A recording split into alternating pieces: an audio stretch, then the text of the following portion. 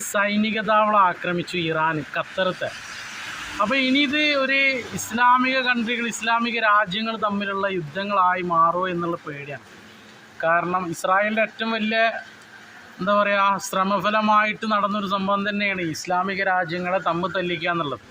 ഇസ്ലാമിക രാജ്യങ്ങൾ ഒത്തിട്ടുണ്ടെങ്കിൽ ഇസ്രായേലിനും അമേരിക്കയ്ക്കും ഒക്കെ തിരിച്ചടിയാണ്. അപ്പോൾ ഇതിലൂടെ അമേരിക്കൻ്റെ സൈനിക താവളം ആക്രമിക്കലിലൂടെ ഒരു ഇസ്ലാമിക രാജ്യങ്ങൾ തമ്മിലുള്ള യുദ്ധം പുറപ്പെട്ടിട്ടുണ്ടെങ്കിൽ അത് ആർക്ക് നല്ല ഗുണം ചെയ്യും? ഇസ്രായേലിന് ഗുണം ചെയ്യും, അമേരിക്കയ്ക്കും ഗുണം ചെയ്യും. അപ്പോൾ അതിന് തുടക്കമാവരുതേ എന്ന് പ്രാർത്ഥിക്കുക എല്ലാവർക്കും. കാരണം ഖത്തർ എന്നൊക്കെ പറയുമ്പോൾ മലയാളികൾ, നമ്മളെ മലയാളികൾ മാത്രമല്ല, ലോകത്തുനിന്ന് പല ആളുകളും പോയിട്ട് സേഫായിട്ട് ജോലി ചെയ്യുന്ന ഒരു സ്ഥലം കൂടിയാണ്.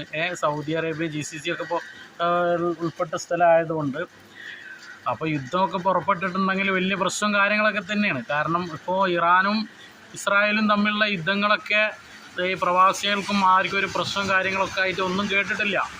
ഇപ്പോൾ വന്ന് അമേരിക്കൻ്റെ സൈനിക താവളം ആക്രമിച്ചതുപോലും ആളപായമില്ല എന്ന് പറയുന്നുണ്ടെങ്കിലും ഇവിടുന്ന് അങ്ങോട്ട് ഒരു ഇസ്ലാമിക രാജ്യങ്ങൾ തമ്മിലുള്ള യുദ്ധങ്ങളായി തീർന്നിട്ടുണ്ടെങ്കിൽ അത് വലിയ രീതിയിൽ ദോഷം ചെയ്യും. എല്ലാ തരത്തിലും എല്ലാ മേഖലയിലും ദോഷം ചെയ്യും. എന്തായാലും അങ്ങനെ സംഭവിക്കാതിരിക്കട്ടെ.